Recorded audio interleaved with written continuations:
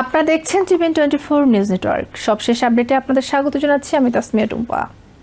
National guard মোতায়েনের কারণে সহিংস অপরাধ কমেনি এমন একটি গবেষণা প্রতিবেদন প্রকাশের পর liberal think tank Center for American প্রোগ্রেসের বিরুদ্ধে $5 বিলিয়ন মানহানি মামলা করার হুমকি দিয়েছেন প্রেসিডেন্ট ডোনাল্ড ট্রাম্প। ট্রাম্প প্রশাসনের নীতির সমালোচনা করা প্রতিষ্ঠানটির প্রকাশিত প্রতিবেদনে বলা হয়, দেশের বিভিন্ন শহরে ন্যাশনাল গার্ড মোতায়েনের সঙ্গে অপরাধ কমার কোনো প্রমাণ পাওয়া যায়নি, বরং এই মোতায়েন অব্যাহত থাকলে 2026 সালের শেষ নাগাদ করদাতাদের $1.7 বিলিয়ন বেশি খরচ হতে পারে। ট্রাম্পের ব্যক্তিগত আইনজীবী আলেহান্দ্রো ব্রিটো সোমবার সেন্টার ফর আমেরিকান প্রোগ্রেসের প্রেসিডেন্ট ও প্রধান নির্বাহী নীরা ট্যান্ডেন এবং বোর্ডের কয়েকজন সদস্যকে চিঠি দেন। এতে প্রতিবেদনটি পুরোপুরি প্রত্যাহার করে ট্রাম্পের কাছে ক্ষমা চাওয়ার দাবি জানানো হয়। শুক্রবার বিকেল 5টার মধ্যে তা না করলে মামলা করা হবে বলে সতর্ক করা হয়। প্রতিবেদনটি 13 জুলাই প্রতিষ্ঠানটির ওয়েবসাইটে প্রকাশিত হয়েছিল। এতে ট্রাম্প প্রশাসনের ন্যাশনাল গার্ড মোতায়েনকে প্রশ্নবিদ্ধ করে বলা হয়, এসব মোতায়েন সহিংস অপরাধ কমাতে কার্যকর ভূমিকা রেখেছে এমন কোনো প্রমাণ নেই। ট্যান্ডেন অবশ্য ট্রাম্পের আইনি হুমকির কাছে নতি স্বীকার না করার ঘোষণা দিয়েছেন। তিনি বলেন, আইনি পদক্ষেপের হুমকির মুখে প্রতিষ্ঠানটি ভীত বা নত হবে না। তার দাবি, প্রতিবেদনটির ফলাফল ট্রাম্প প্রশাসনের জন্য অস্বস্তিকর হতে পারে, তবে তা কঠোর গবেষণা, তথ্য ও বিশ্লেষণের ভিত্তিতে তৈরি।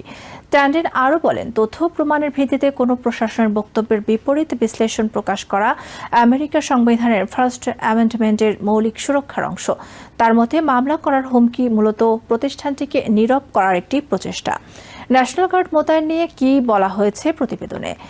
সেন্টার ফর আমেরিকান প্রোগ্রেসের গবেষণায় ওয়াশিংটন, লস অ্যাঞ্জেলেস ও মেমফিসে ন্যাশনাল গার্ড মোতায়েনের আগে ও পরের অপরাধের তথ্য বিশ্লেষণ করা হয়েছে। গবেষকরা 2023 সালের জানুয়ারি থেকে চলতি বছরের ফেব্রুয়ারি পর্যন্ত হত্যা, সহিংস অপরাধ ও বন্দুক হামলায় হতাহতের তথ্য পর্যালোচনা করেন। প্রতিবেদনটির লেখকরা জানান, ন্যাশনাল গার্ড মোতায়েনের সঙ্গে অপরাধের প্রবণতায় কোনো পরিসংখ্যানগত পরিবর্তন হয়েছে কিনা সেটি ছিল তাদের বিশ্লেষণের মূল লক্ষ্য। প্রতিবেদনে আরও দাবি করা হয়, ট্রাম্প প্রশাসন দেশ জুড়ে সহিংস অপরাধ কমার যে প্রবণতা শুরু হয়েছিল সেটির কৃতিত্ব নেয়ার চেষ্টা করছে। গবেষকদের মতে, ন্যাশনাল গার্ড মোতায়েনের কারণে অপরাধ কমেছে এমন কোনো প্রমাণ তারা পাননি। প্রতিবেদনটি আরও দাবি করে, এসব মোতায়েনের প্রধান লক্ষ্য কখনোই অপরাধ বন্ধ করা ছিল না, বরং এগুলোকে ট্রাম্প প্রশাসনের ক্ষমতা বাড়ানোর একটি পদক্ষেপ হিসেবে বর্ণনা করা হয়। ট্রাম্প সামাজিক মাধ্যমে প্রতিবেদনটির সমালোচনা করেন।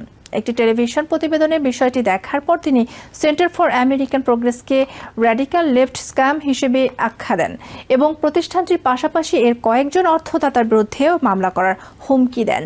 তাদের মধ্যে লিবারেল অর্থদাতা জর্জ সোরোসের নামও উল্লেখ করেন তিনি। এর এক সপ্তাহ পর ট্রাম্পের আইনজীবী ব্রিটোর চিঠি পৌঁছায় প্রতিষ্ঠানটির কাছে। সেখানে প্রতিবেদন প্রত্যাহার, ক্ষমা চাওয়া এবং ট্রাম্পকে আর্থিক ক্ষতিপূরণ দেওয়ার দাবি জানানো হয়। শুক্রবার প্রতিষ্ঠানটির আইনজীবী কেভিন এইচ মেটজ পাল্টা চিঠিতে ট্রাম্পের অভিযোগকে ভিত্তিহীন বলে প্রত্যাখ্যান করেন। তিনি বলেন, সত্য কোনোভাবেই মানহানি হতে পারে না। মেটজ আরও জানান, প্রতিষ্ঠানটি আদালতে নিজেদের অবস্থান তুলে ধরার সুযোগকে স্বাগত জানায়।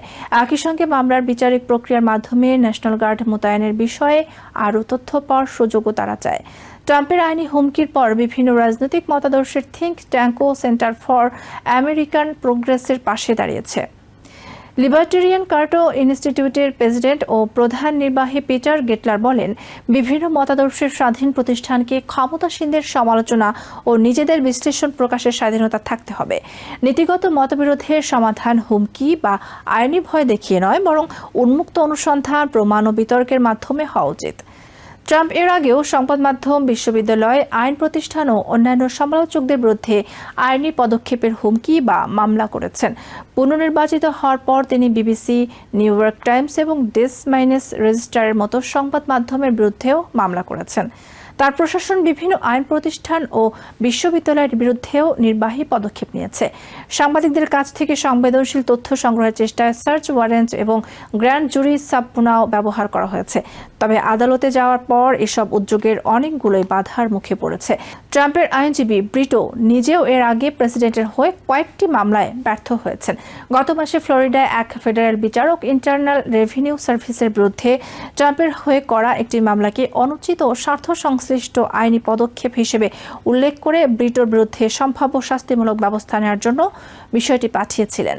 এখন সেন্টার ফর আমেরিকান প্রোগ্রেসের বিরুদ্ধে ট্রাম্প আদৌ $5 বিলিয়ন মামলা করেন কিনা সেটি দেখার বিষয়।